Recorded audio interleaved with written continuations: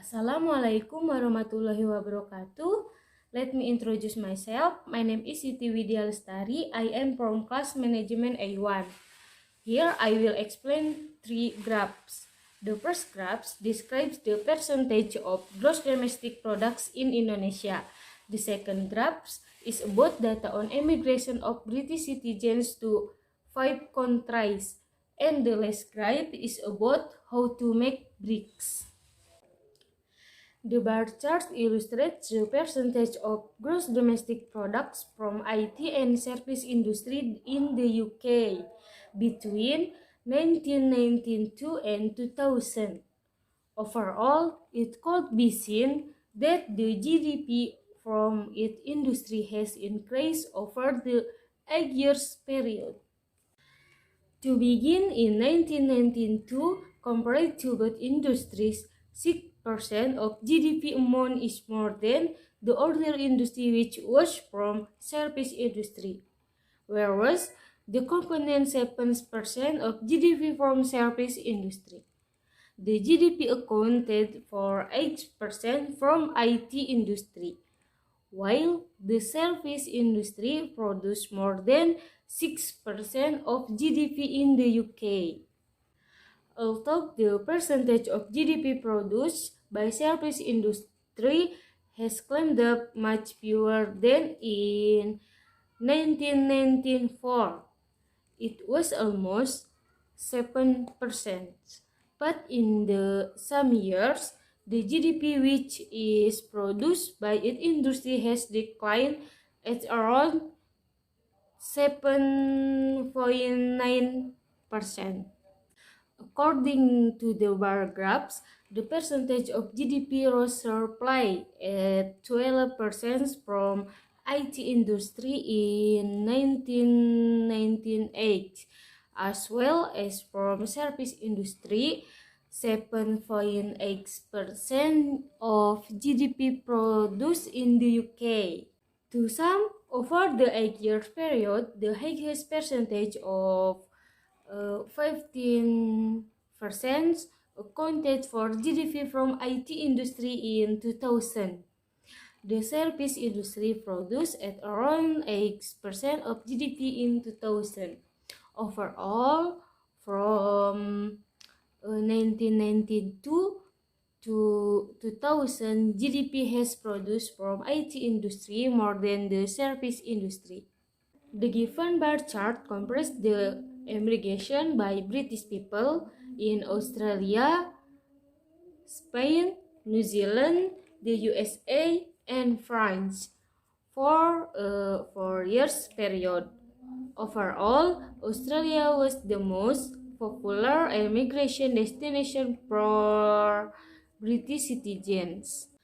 According to the bar graphs, more than 40,000 British migrated to Australia in 2004, while this number in Spain was just below 35,000. In this year, British migration in New Zealand, USA, and France were about 22, 24, and 21,000 consecutively. The next year, the British prepared France for migration, where more than 32,000 British went.